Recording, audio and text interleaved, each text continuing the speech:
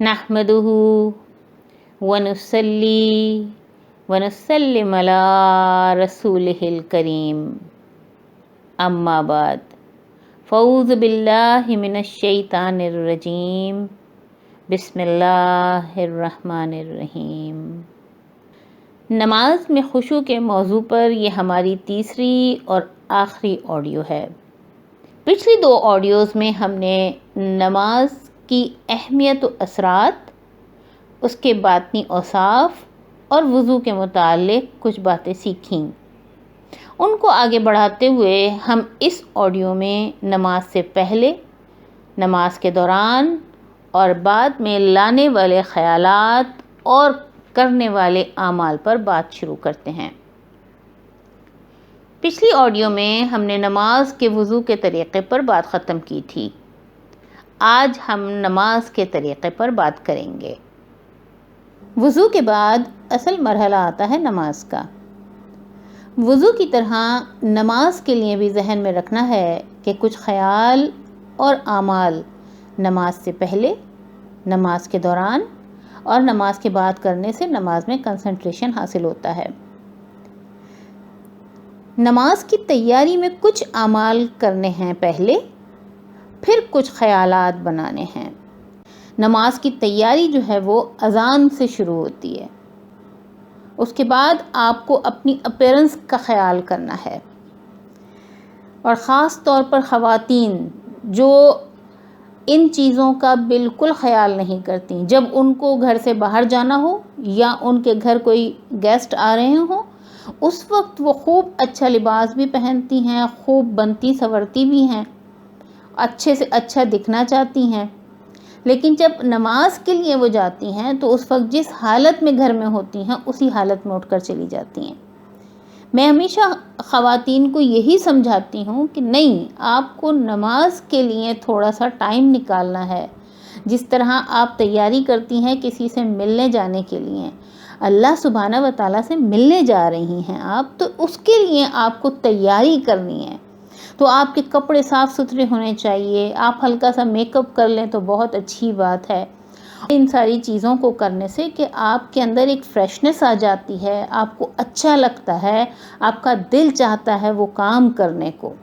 تو اس کے لیے ضروری ہے کہ آپ اپنی اچھے سے تیاری کریں۔ پہلے جو میں نے تھوڑا سمجھایا تھا کہ نماز میں خشوع پیدا کرنے کے لیے کیا کیا کام ضروری ہیں، کیا کیا طریقہ ہے جس کے ذریعے سے نماز میں خشوع ہوگا۔ جیسے ہم نے یہ کہا تھا کہ اگر آپ اپنا فون آف نہیں کر سکتے تو کم از کم اس کو سائلنٹ پر ہی لگا دیں، اور اگر آپ کو کسی سے فون پر بات کرنی ہے تو آپ یہ کریں کہ پہلے فون کر لیں، بعد میں نماز ادا کریں، اس لیے کہ اگر آپ فون نہیں کریں گے تو آپ کا دھیان جو ہے وہ ادھر لگا رہے گا۔ اسی طرح اگر آپ کو بھوک لگی ہے، رسول اللہ صلی اللہ علیہ وآلہ وسلم نے فرمایا نا کہ اگر آپ کو بھوک لگی ہے، پیاس لگی ہے، کوئی حاجت ہے تو آپ اس حاجت کو پورا کر لیں۔ کوئی کام گھر کا ہے ایسا تو آپ اس کو نمٹا لیں۔ یہ نہیں کہ آپ نماز کے لیے جب گئے اس وقت آپ کو جلدی ہے کہ مجھے کھانا کھانا ہے، مجھے جو ہے فلاں کام کرنا ہے، مجھے فلاں کام کرنا ہے۔ ان سارے کاموں سے نمٹ کر پھر آپ نماز کی طرف آئیے گا تو آپ کا دل نماز میں لگے گا، آپ کی نماز میں خشوع پیدا ہوگا۔ اور جو بتایا کہ جائے نماز وغیرہ کا بھی آپ کو خیال رکھنا ہے کہ بہت زیادہ اس کے اوپر پھول بوٹے یہ وہ منقش نہ ہو، خانہ کعبہ اور مسجد نبوی نہ بنا ہوا ہو، ان ساری چیزوں سے بھی ڈسٹریکٹ ہوتا ہے انسان۔ تو یہ ساری چیزیں ہیں کہ آپ کو نماز سے پہلے ان ساری چیزوں کا خیال رکھنا ہے۔ جب آپ ان ساری چیزوں کو کرنے کے بعد نماز کے لیے تیار ہو جائیں تو پھر فوراً نماز شروع نہ کریں، بلکہ نماز سے پہلے آپ کو کچھ سوچنا ہے، آپ کچھ خیالات بھی آپ کو بنانے ہیں۔ وہ خیال کیا ہے کہ نماز سے پہلے آپ کو سوچنا ہے کہ ہم کس کے سامنے جا رہے ہیں۔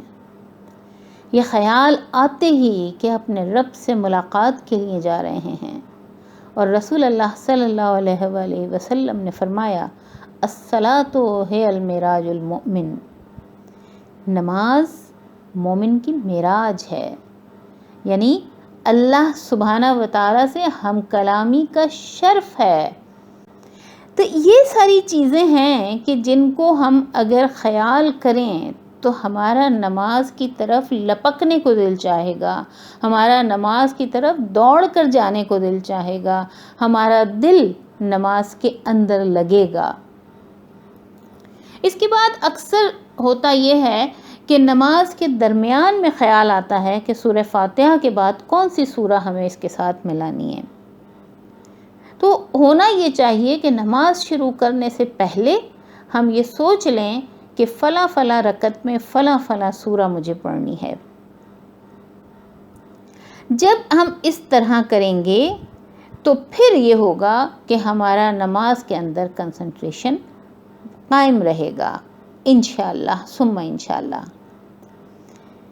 پہلے بھی کچھ اور باتیں بتائی تھیں، اب بھی پھر کچھ باتیں بتا رہی ہوں کہ ان سب کو ذہن میں رکھیں گے تو نماز یقیناً بہتر ہوگی۔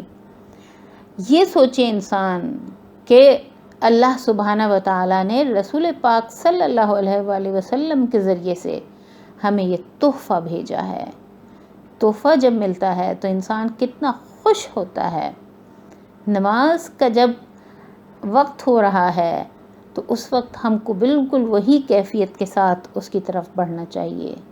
جب یہ سوچیں کہ نماز جنت کی کنجی ہے تو کتنا خوشی ہوگی ہم کو کہ ہم جا رہے ہیں جنت کی کنجی لینے کے لیے، یا کچھ نہیں تو کم از کم یہ سوچ لیں کہ شاید یہ میری آخری نماز ہو اور شاید اس کے بعد مجھے ٹائم نہ ملے۔ تو یہ وہ باتیں ہیں کہ جن کا خیال ہمیں نماز سے پہلے کرنا ہے۔ اب ہم آ جاتے ہیں نماز کے اندر سوچنے والے خیالات کی طرف کہ ہمیں اپنی سوچ، اپنا خیال کیسا رکھنا ہے نماز کے دوران۔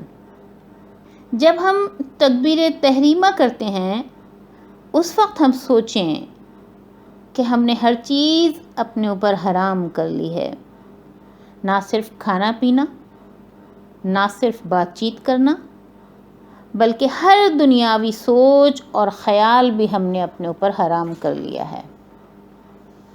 تکبیر تحریمہ کے دوران جو ہاتھ اٹھائے جاتے ہیں اس کا مطلب ہی یہ ہوتا ہے کہ اب ہم دنیا کے بکھیڑوں سے نکل گئے، ہم نے دنیا سے اپنے ہاتھ اٹھا لیے اور اپنے رب کے سامنے حاضر ہو گئے ہیں۔ سوچیں کہ میرے پیچھے، میرے دائیں، میرے بائیں فرشتے ہیں۔ کیسا محسوس ہوگا جب ہم فرشتوں کی معیت میں نماز ادا کر رہے ہوں۔ رسول پاک صلی اللہ علیہ وآلہ وسلم نے فرمایا کہ نمازی کے پیچھے فرشتے 10 قطاریں لگائے ہوئے ہوتے ہیں اور ہر قطار میں 10,000 فرشتے ہوتے ہیں۔ ہم کو یقین کرنا ذرا مشکل ہوتا ہے، مگر یقین مانیں کہ ہوتا ایسا ہی ہے، اس لیے کہ یہ رسول صادق صلی اللہ علیہ وآلہ وسلم نے ہمیں بتایا ہے۔ تو اس کیفیت کے ساتھ اگر ہم نماز شروع کریں گے اپنی، تو سوچیں کہ ہماری نماز کتنی اچھی لگے گی، ہمیں کتنا دل لگے گا ہمارا اس میں۔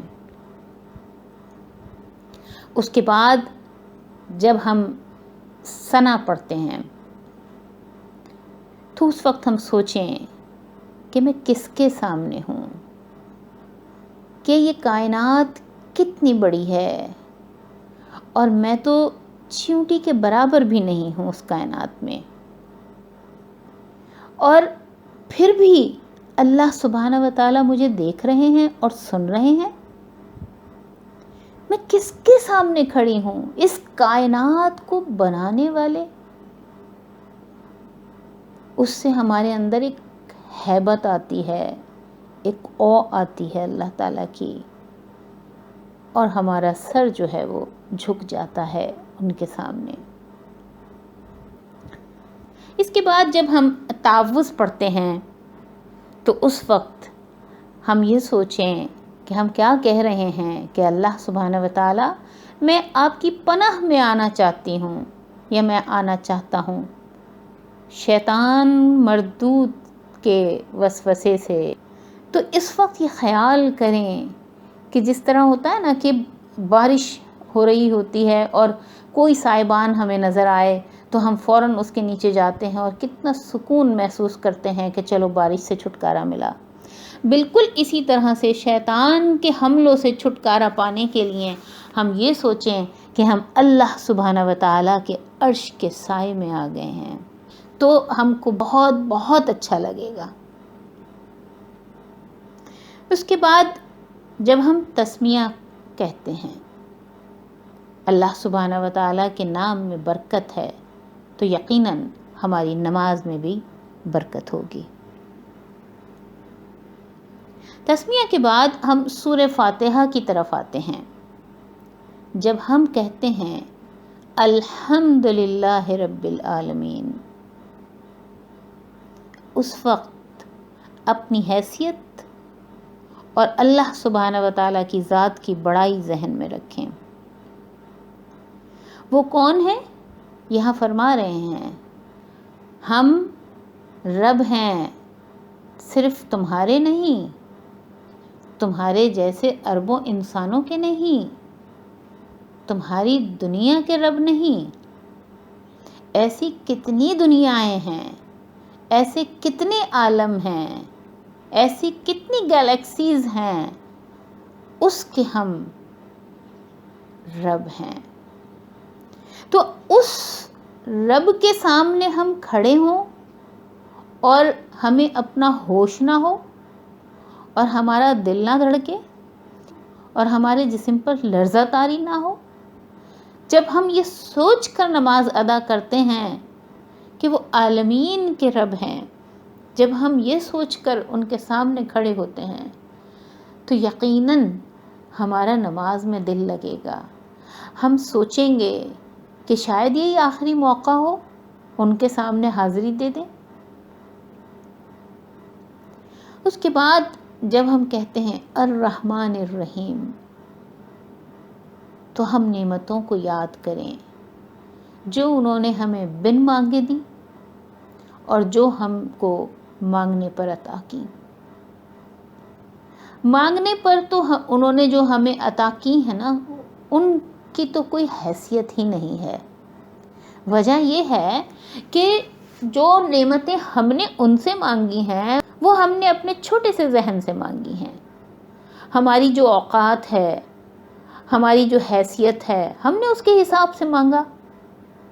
ہم کو پیسہ دے دیجئے، ہم کو زیور دے دیجئے، ہم کو کپڑا دے دیجئے، ہم کو گھر دے دیجئے، یہ چھوٹی چھوٹی سی چیزیں ہم نے ان سے مانگی. اور اگر ہمارے مانگنے پر انہوں نے یہ چیزیں ہمیں عطا کیں تو ہمیں ان نعمتوں کو یاد کرنا چاہیے کہ وہ کتنے رحمان ہیں، کتنے رحیم ہیں کہ ہمیں اتنی نعمتیں عطا کی انہوں نے. لیکن غور کرنا ہے کس پر؟ ان نعمتوں پر جو ہم نے ان سے مانگی بھی نہیں اور انہوں نے ہمیں عطا کی ہیں. میں کہتی ہوں کہ ایک انسان جو ہے، چاہے وہ کتنا ہی امیر ہو اور چاہے وہ کتنا ہی غریب ہو، کتنا ہی غریب ہو، فقیر ہو، مسکین ہو، ایک ایک انسان اپنے وجود میں ارب پتی ہے.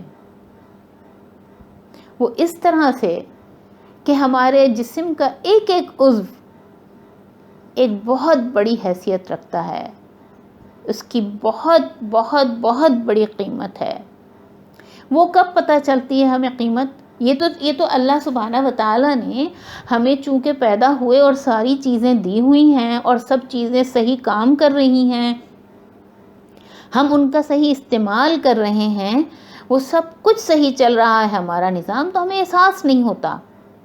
لیکن جب کوئی بھی ایک چیز اپنا کام کرنا چھوڑ دے اور پھر ہم اس کو جائیں ریپیئر کروانے کے لیے، تب ہمیں سمجھ آتی ہے کہ ایک ایک چیز کے لیے لاکھوں لاکھوں کروڑوں کروڑوں روپیہ لگ جاتا ہے اور اس کے باوجود کبھی ٹھیک ہو جاتے ہیں اور کبھی نہیں بھی ہوتے.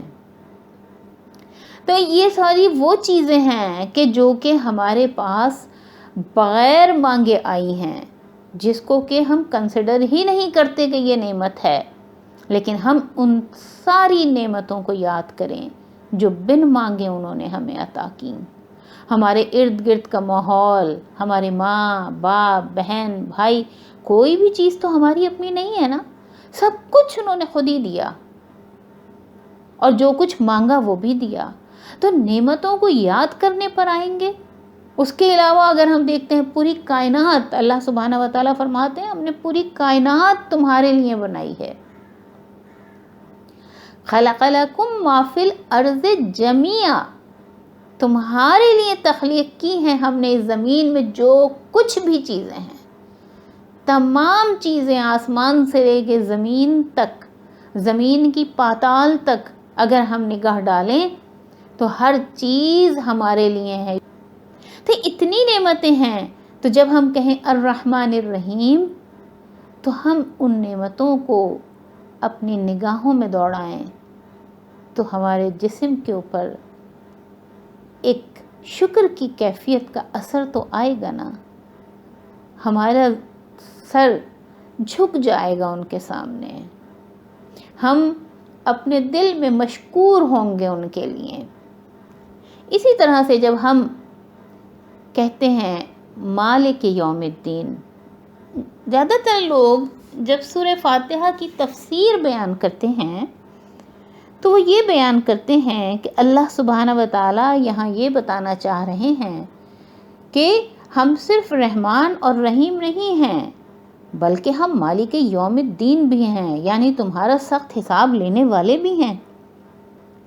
لیکن میں سمجھتی ہوں کہ اگر ہم اللہ سبحانہ و تعالیٰ کو اس آیت مبارکہ سے یوں سمجھیں کہ اے میرے بندے، اللہ سبحانہ و تعالیٰ ہم اتنے پیار سے پکار رہے ہیں، اے میرے بندے، میں رحمان اور رحیم تو ہوں ہی، اور قیامت کے دن سے ڈرنا نہیں، اس کا مالک بھی میں ہی تو ہوں. اللہ سبحانہ و تعالیٰ فرماتے ہیں وَمَن يَتَوَكَّلْ عَلَى اللَّهِ فَهُوَ حَسْبُهُ، اور جو کوئی اللہ پہ توکل کرتا ہے اللہ اس کے لیے ویسے ہی ہو جاتے ہیں. تو ہم کو یہ دیکھنا ہے کہ ہم اللہ سبحانہ و تعالیٰ کو کیسا دیکھ رہے ہیں، ہم ان کے بارے میں کیسا سوچتے ہیں، ہم ان کو کیسا سمجھتے ہیں. جیسا ہم سمجھیں گے وہ ہمارے ساتھ ویسا ہی معاملہ کریں گے.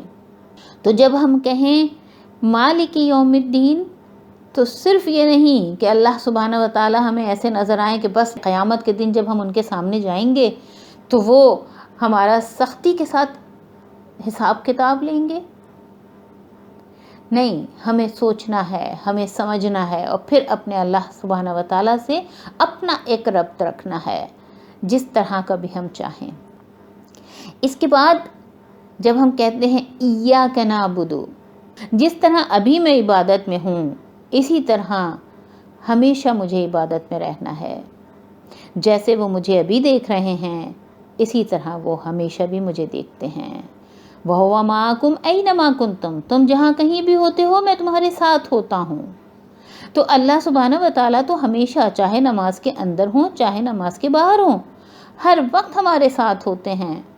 تو مجھے اسی طرح سے رہنا ہے جیسے میں ابھی عبادت میں ہوں، اسی طرح کی عبادت کی کیفیت میں مجھے رہنا ہے. عبادت کی کیفیت کا مطلب یہ نہیں کہ ہر وقت مجھے رکوع کرتے رہنا ہے، سجدے کرتے رہنا، نہیں. اس کا مطلب یہ ہے کہ جس طرح سے ابھی میں نے حرام کر لی ہیں بہت ساری چیزیں اپنے اوپر جو کہ اللہ سبحانہ و تعالیٰ کو پسند نہیں ہیں، اسی طرح سے میں اپنی زندگی میں بھی ان چیزوں کو حرام کر لوں. اس طرح سے اس وقت ہم سوچ رہے ہیں کہ ہماری عبادت کے وقت اللہ سبحانہ و تعالیٰ ہمیں دیکھ رہے ہیں، بعد میں بھی ہمیں یہی سوچنا ہے کہ ہم کو اللہ سبحانہ و تعالیٰ دیکھ رہے ہیں. وَإِيَّاكَ نَسْتَعِينُ، جب ہم یہ کہیں تو اس وقت اپنی کمائیگی اور ان کی طاقت اور قدرت کا احساس کریں، اپنی کمزوری کا احساس کریں. اللہ سبحانہ و تعالیٰ نے قرآن پاک میں فرمایا ہے یا ایھا الناس انتم الفقراء الی اللہ واللہ هو الغنی الحمید. اللہ سبحانہ و تعالیٰ سب لوگوں کو پکار رہے ہیں، اے انسانوں تم لوگ اللہ کی طرف فقیر ہو، مانگنے والے ہو، اور اللہ سبحانہ و تعالی غنی ہیں، وہ ایسے ہیں جو ان کو کسی کی ضرورت نہیں، ہم ان کے در کے فقیر ہیں ہر چیز کے لیے۔ سورہ اخلاص میں اللہ سبحانہ و تعالی اپنا تعارف فرماتے ہیں، اللہ الصمد۔ اللہ الصمد کا معنی کیا ہے؟ اللہ الصمد کا معنی ہے اللہ is not in need of anything for anything, while everything is in need of him for everything. اللہ الصمد کا معنی ہے کہ اللہ سبحانہ و تعالیٰ کو کسی بھی چیز کی ضرورت نہیں ہے، کسی بھی چیز کے لیے، جبکہ ہر ایک چیز کو ضرورت ہے ان کی، ہر ایک چیز کے لیے۔ ہم اپنی حیثیت دیکھیں کہ ہم ایک ایک لمحے کے لیے، ایک ایک لمحے کے لیے ان کے محتاج ہیں، اور ان کو ہماری کوئی ضرورت نہیں ہے۔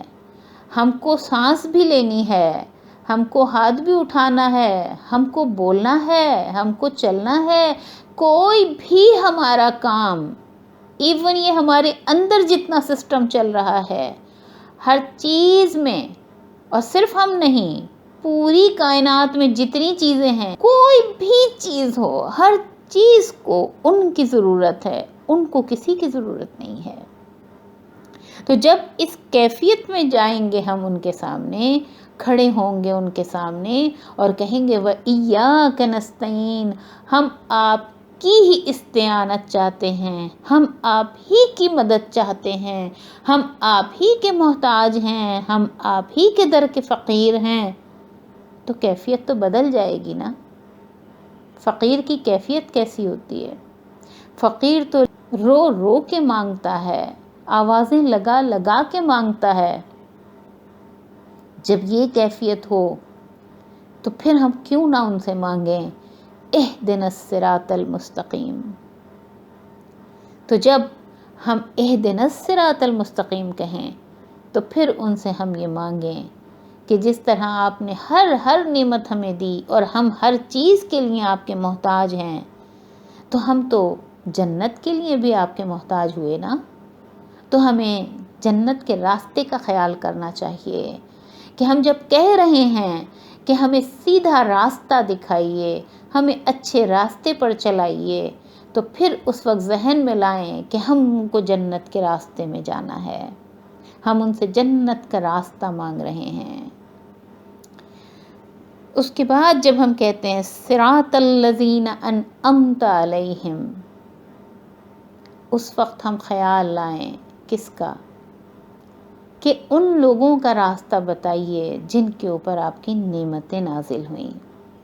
جب بھی نعمتوں کا ذکر ہوتا ہے کہ اس کے پاس بہت نعمت، اس کے پاس بہت نعمت، تو ہمیں ہمیشہ لوگ نظر آتے ہیں جو بہت بڑے بڑے نامی گرامی گزرے ہوتے ہیں دنیا میں یا ہمارے دور میں ہوتے ہیں، ان کا ذہن میں ہمارے آتا ہے فوراً کہ ان کے اوپر بڑا انعام و اکرام ہے اللہ سبحانہ و تعالیٰ کا۔ لیکن صراط الذین انعمت علیہم جب ہم کہیں تو اس وقت ہمارے ذہن میں ہونا چاہیے اصل تو ہیں انبیاء کرام جن پر نعمتیں نازل ہوئیں، جن کے ظاہری اسباب تو کم نظر آئے لیکن باطنی نعمتیں بھری ہوئی تھیں۔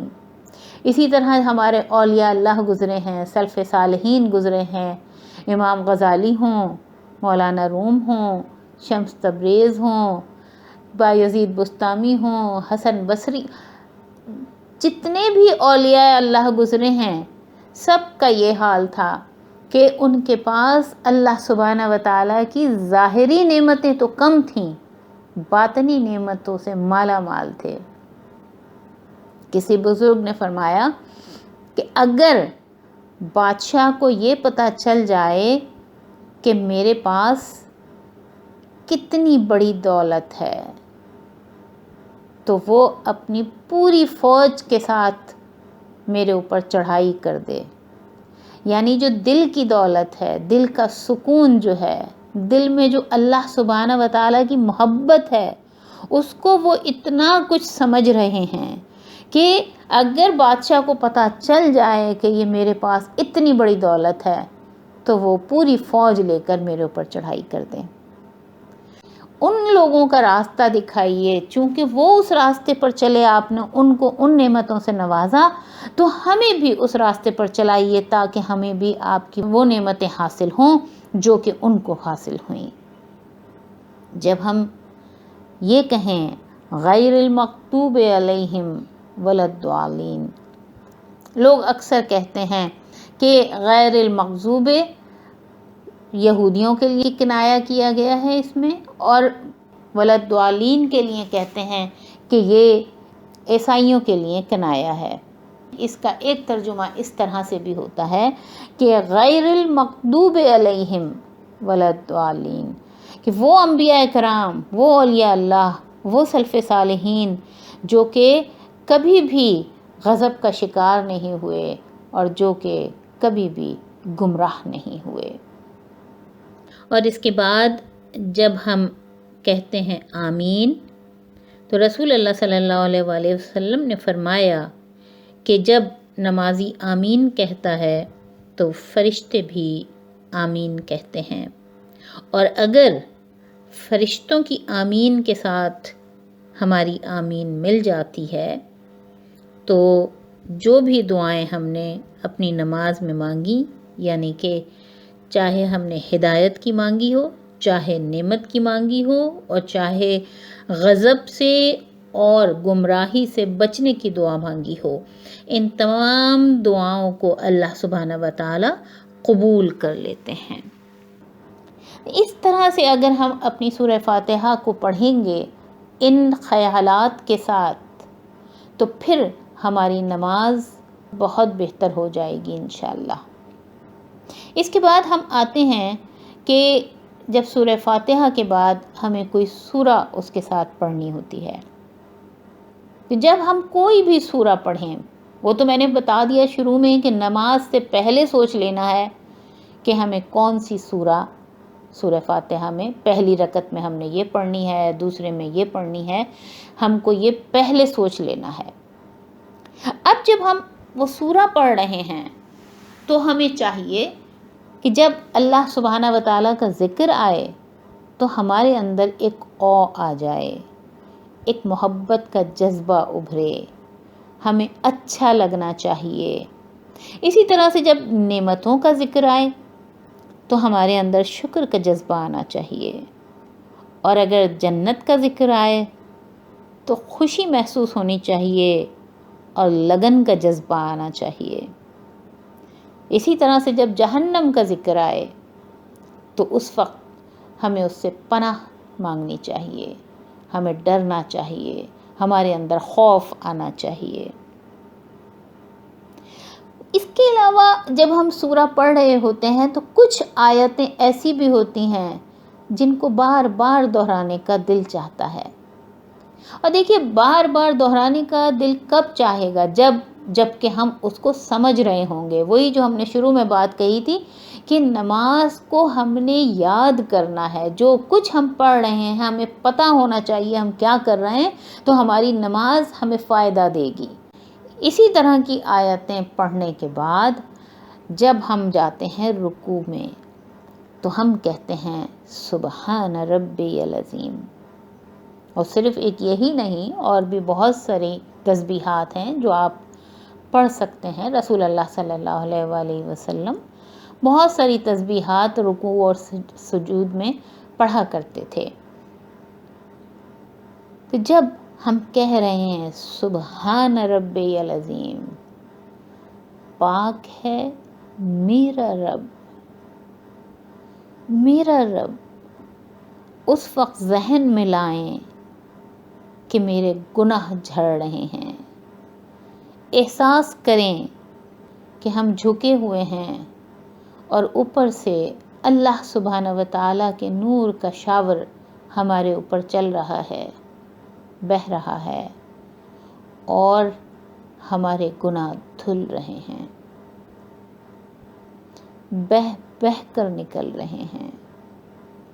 رسول اللہ صلی اللہ علیہ وآلہ وسلم نے ایک اور بات بھی فرمائی کہ جب بندہ تسبیح کرتا ہے اپنے رب کی تو اس کے الفاظ اوپر جا کر ایک آواز بن جاتے ہیں، جس طرح شہد کی مکھی کی بھن بھناہٹ ہوتی ہے اس طرح کی آواز میں وہ اس بندے کا نام لے کر عرش کے گرد چکر لگاتے ہیں۔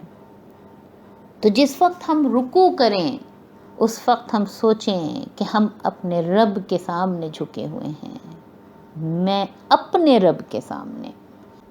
جب ہم پہلی مرتبہ سبحان ربی العظیم کہیں تو ہم اس کے ترجمے کی طرف غور کریں۔ جب ہم دوسری مرتبہ سبحان ربی العظیم کہیں تو پھر یہ سوچیں کہ ہم اپنے رب کے سامنے کھڑے ہیں، ہمارے گناہ جھڑ رہے ہیں، شاور ان کے نور کا چل رہا ہے، ہمارے گناہ بہہ بہہ کر نکل رہے ہیں۔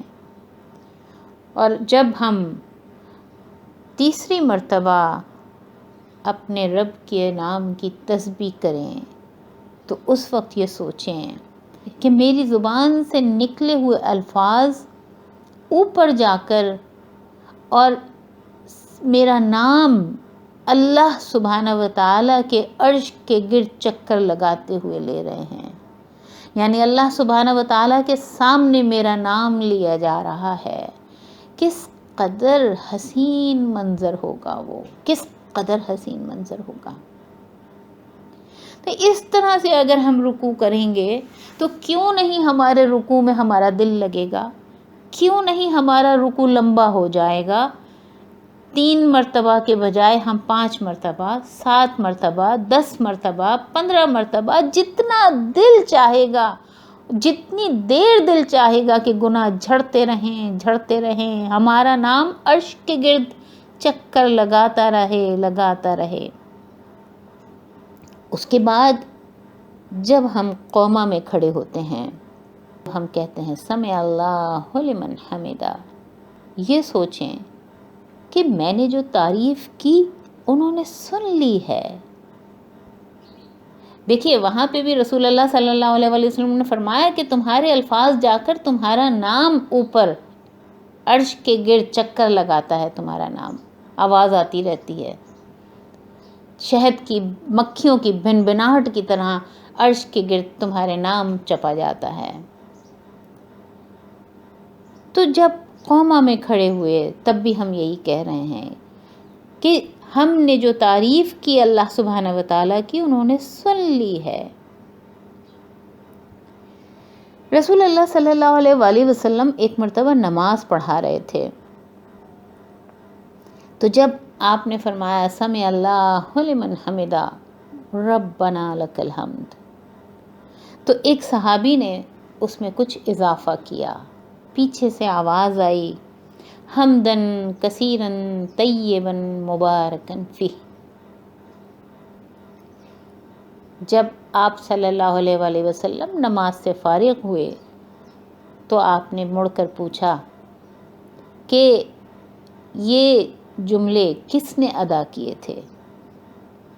وہ صحابی ایک دم ڈر گئے اور چپ رہے کہ مجھ سے خطا ہو گئی، میرے منہ سے یہ الفاظ نکل گئے جو کہ رسول اللہ صلی اللہ علیہ وآلہ وسلم نے ادا بھی نہیں کیے تھے۔ تو انہوں نے ڈرتے ڈرتے بتایا کہ میں نے یہ الفاظ ادا کیے تھے۔ رسول اللہ صلی اللہ علیہ وآلہ وسلم نے فرمایا کہ جب تم نے یہ الفاظ ادا کیے تو 30 فرشتے ان الفاظ کو لکھنے کے لیے دوڑے ہیں کہ وہ لکھیں اور ایک دوسرے پر سبقت لے جائیں کہ اللہ سبحانہ و تعالیٰ کے پاس لے کر پہنچ جائیں۔ تو ہم اگر اپنی نماز کو اچھے سے اچھا کریں گے، بہتر سے بہتر کریں گے، تو اللہ سبحانہ و تعالیٰ کے پاس نماز کو لے کر جانے میں فرشتے بھی ہیں جو جلدی کر رہے ہیں۔ تو اس طرح کی نمازیں اگر ہماری ہوں گی تو ہمارا دل کیوں نہیں لگے گا؟ ہم اپنی نمازوں کو کیوں نہیں سجاتے اور سنوارتے؟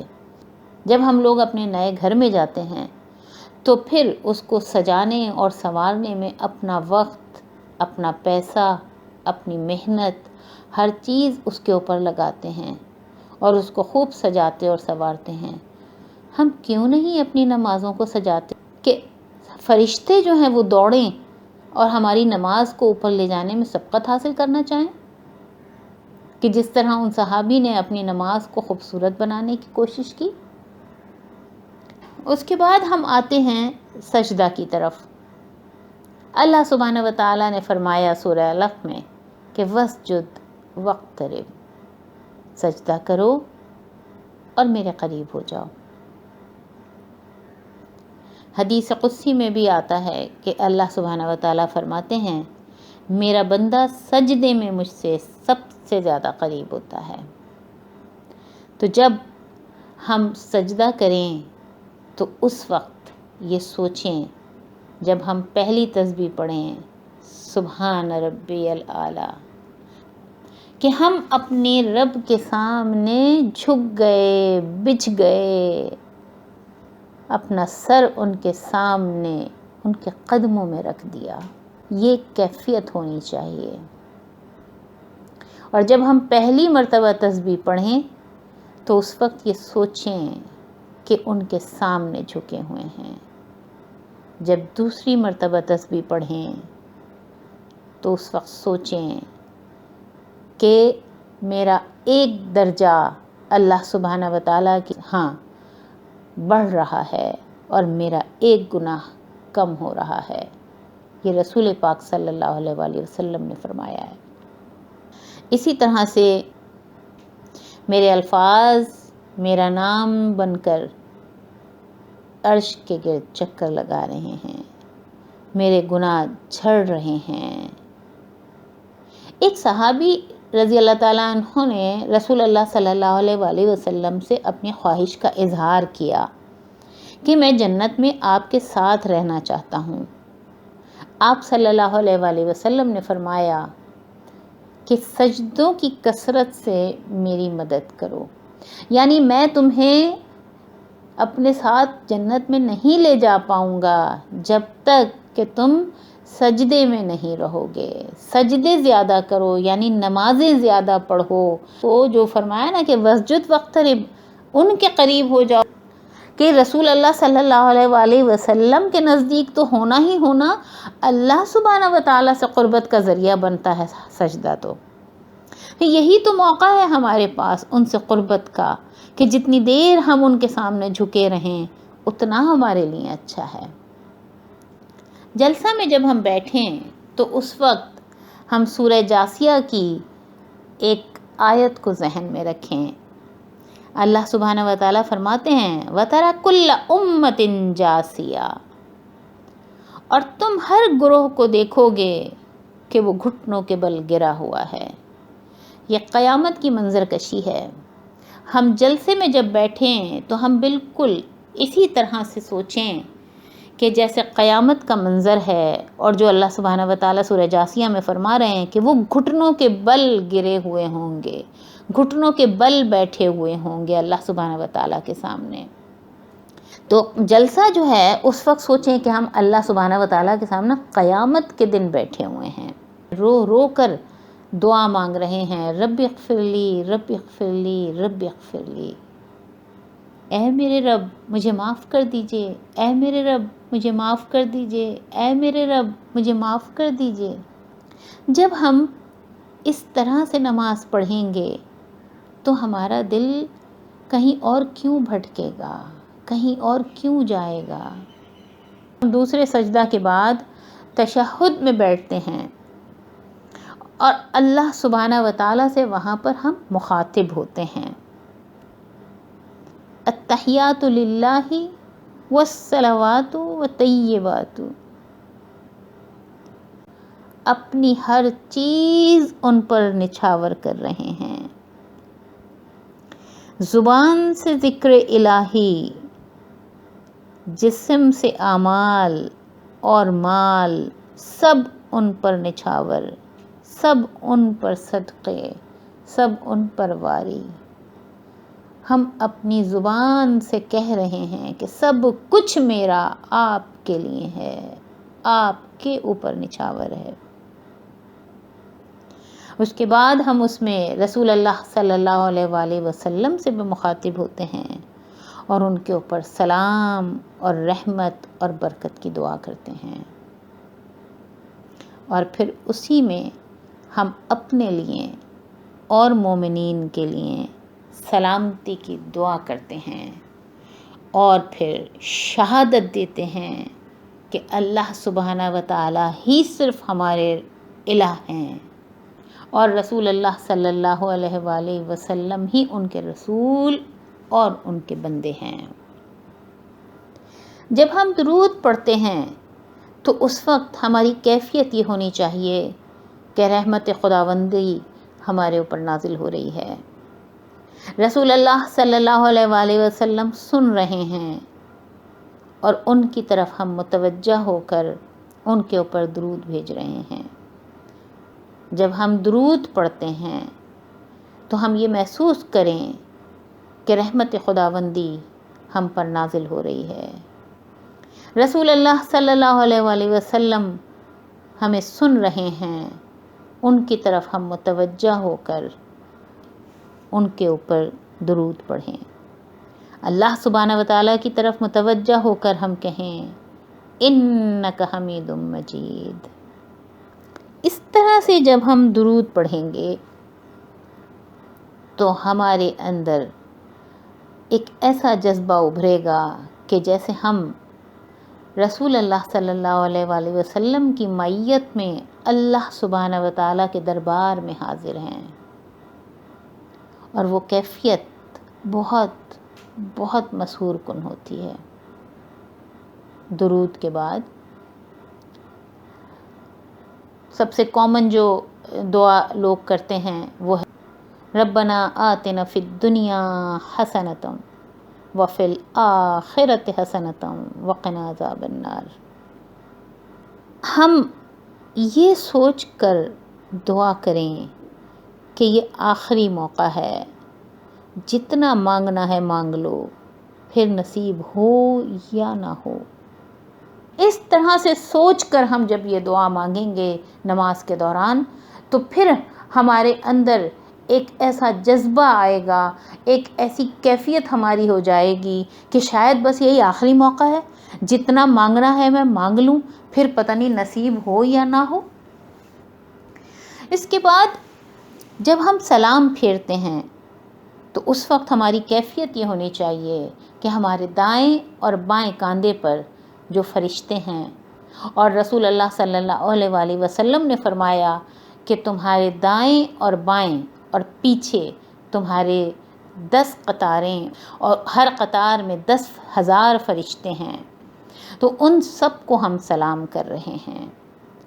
اور جب ہم تکبیر تحریمہ کہے تھے تو سب کچھ چھوڑ کر اپنے رب سے ملاقات کے لیے چلے گئے تھے، اب ہم پھر واپس اس دنیا میں آئے ہیں اور اپنے ارد گرد والوں کو سلامتی کا پیغام دے رہے ہیں۔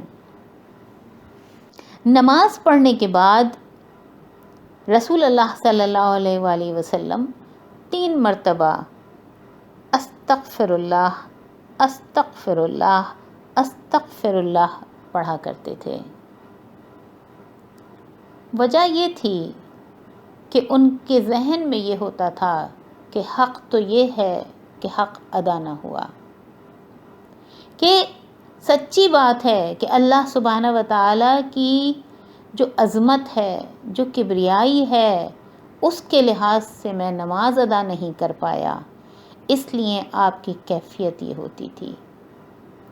ہم کو بھی چاہیے ان کی نماز جن کے بارے میں فرمایا لقد کان لکم فی رسول اللہ اسوۃ حسنہ، واحد شخص تھے جو سب سے اچھے تھے، وہ اگر اپنی نماز جب پڑھ رہے ہیں وہ جو کہ اللہ سبحانہ و تعالیٰ سے مل کر آئے، ان کو اپنی آنکھوں سے دیکھ کر آئے، اور پھر اس کے بعد وہ نماز پڑھیں تو ان کی کیفیت کیا ہوگی؟ اس کے باوجود وہ فرماتے ہیں کہ حق تو یہ ہے کہ حق ادا نہ ہوا۔ تو ہم کو بھی یہ چاہیے کہ ہم بھی استغفار کریں۔ اگر ہماری نماز کبھی تھوڑی بہت اچھی ہو بھی جائے تو اس پر ہم فخر نہ کریں، ہم خوش نہ ہوں، بلکہ یہی کہ نہیں اور اچھی اور اچھی۔ ہم کو یہ دعا کرنی چاہیے نماز کے بعد کہ اللہ سبحانہ و تعالی ہم نے اپنی ٹوٹی پھوٹی عبادت کی ہے، اس کو قبول کر لیجئے گا، ہماری نماز ہمارے منہ پر نہ ماریے گا، ہماری نماز ہمارے لیے بد دعا نہ کرے۔ علماء نے نماز پڑھنے والوں کی 3 کیٹیگریز بتائی ہیں۔ ایک ہوتے ہیں عام لوگ، اور ایک ہوتے ہیں نماز پڑھنے والے جن کو خاص لوگ کہا جاتا ہے، اور ایک ہوتے ہیں خاص الخاص لوگ۔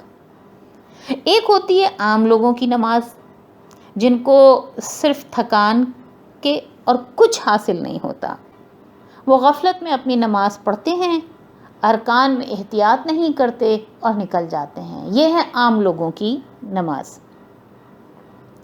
ایک ہوتی ہے خاص لوگوں کی نماز، جو کہ خشوع کے ساتھ ہوتی ہے اور ظاہری طور پر بھی ان کے ارکان بالکل صحیح ادا ہوتے ہیں۔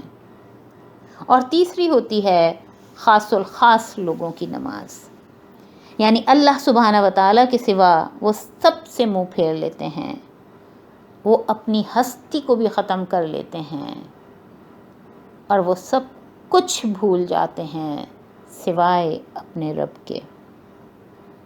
بی بی عائشہ فرماتی ہیں نا، رسول اللہ صلی اللہ علیہ وآلہ وسلم جب گھر میں نوافل ادا کیا کرتے تھے تو جب وہ سجدے میں جایا کرتے تھے تو بی بی عائشہ فرماتی ہیں کہ میں ان کا پاؤں کا انگوٹھا چھو کر ہلا کر دیکھتی تھی، محسوس کرنا چاہتی تھی کہ وہ حیات بھی ہیں یا نہیں، وہ کہیں رحلت تو نہیں فرما گئے۔ ہماری کوشش ہونی چاہیے کہ ہماری نماز کم از کم خاص لوگوں کی نماز تو بن جائے۔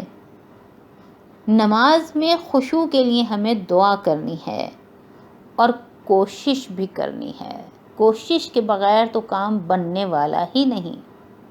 اللہ سبحانہ و تعالیٰ فرماتے ہیں نا قرآن پاک میں، وَأَن لَيْسَ لِلْإِنسَانِ إِلَّا مَا سَعَىٰ، اور انسان کے لیے کچھ نہیں ہے سوائے اس کے کہ جتنی اس نے کوشش کی ہوگی۔ تو جتنی کوشش کریں گے اتنا ہی ہمیں پھل ملے گا۔ کہتے ہیں نا کہ جتنا گڑ ڈالو گے اتنا میٹھا ہوگا، تو وہی چیز ہے کہ جتنا گڑ ڈالیں گے اپنی نماز میں اتنی ہی ہماری نماز میٹھی ہوگی۔ اللہ تعالیٰ ایک اور جگہ بھی فرماتے ہیں، وَالَّذِينَ جَاهَدُوا فِينَا لَنَهْدِيَنَّهُمْ سُبُلَنَا، اور جو کوئی کوشش کرتا ہے ہماری راہ کی، ہم اس کو اپنی راستوں کی ہدایت کر دیتے ہیں، اپنے راستے دکھا دیتے ہیں۔ یعنی کوشش کریں گے تو اللہ سبحانہ و تعالیٰ اس میں ضرور برکت فرمائیں گے، اس کو ضرور بہتر سے بہتر کریں گے۔ اللہ سبحانہ و تعالیٰ کا کرم اور احسان ہے کہ نماز میں خشوع سے متعلق ہماری یہ 3 آڈیوز مکمل ہو گئیں۔ ہم نے پہلی آڈیو میں نماز کی اہمیت و فضیلت بیان کی کہ نماز بے حیائی و برائی سے روکتی ہے، اللہ سبحانہ و تعالیٰ کی یاد دلاتی ہے اور ان سے قرب کا ذریعہ ہے۔ ہم نے اس میں جائزہ لیا کہ ہماری نمازیں کیوں یہ اثرات ہم پر نہیں چھوڑ رہی ہیں، تو پتہ چلا کہ ہماری نمازیں بے روح ہیں، اور نماز کی روح کیا ہے؟ وہ خشوع ہے۔ ہم نے نماز میں خشوع کے متعلق بات کی کہ خشوع کیا ہے، خشوع کتنے قسم کا ہوتا ہے۔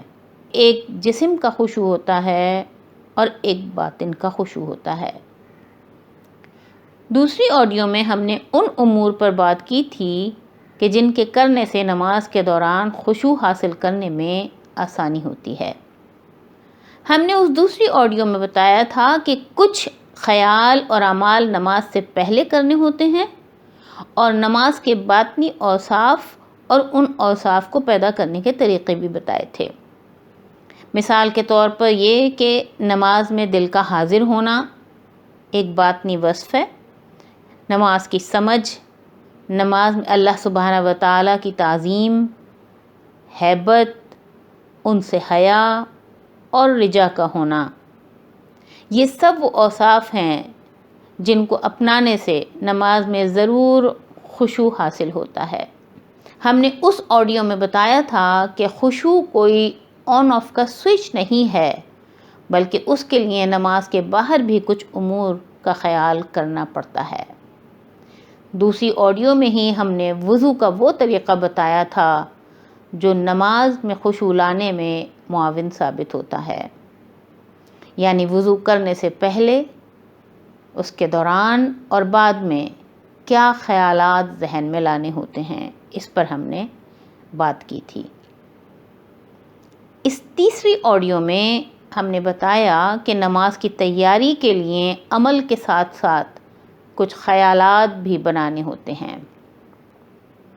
نماز کی تیاری میں وضو کیسے کرنا ہے، کپڑے کیسے ہونے چاہیے، جائے نماز کیسی ہو، فون کا کیا خیال کرنا ہے، بھوک لگ رہی ہے یا کوئی اور گھر کے کام کاج ہیں ان سے نمٹنے کے علاوہ ہم نے بتایا کچھ خیالات ہیں کہ جن کو ہمیں نماز سے پہلے اور نماز کے دوران اور بعد میں اپنے ذہن میں رکھنا ہے. وہ کیا ہیں؟ وہ یہ کہ نماز کیا ہے، ہمیں یہ سوچنا ہے میرے لیے میرے رب کی طرف سے تحفہ ہے، ان سے ملاقات کا ذریعہ ہے، جنت کی کنجی ہے. اس کے علاوہ نماز کے دوران اور کیا خیالات ذہن میں رکھنے ہیں تاکہ نماز میں دل لگا رہے، بھٹکے نہیں. ہم نے بتایا کہ نماز کے دوران ہم جو کچھ کہہ رہے ہوتے ہیں اس کو سمجھ بھی سکیں. اگر سمجھ نہیں پا رہے تو اس کے لیے کوشش کرنی ہے، اس لیے کہ اگر بغیر سمجھے نماز پڑھی تو مطلب غافل، اور غافل کا انجام ہم نے دیکھا کہ ویل ہے، جہنم کا گڑھا ہے. ہماری کوشش ہونی چاہیے کہ کم از کم ہماری نمازیں خاص لوگوں کی نمازوں کی طرح تو ہو جائیں، یعنی کہ خشوع والی تو ہو جائیں، غفلت سے تو نکل جائیں.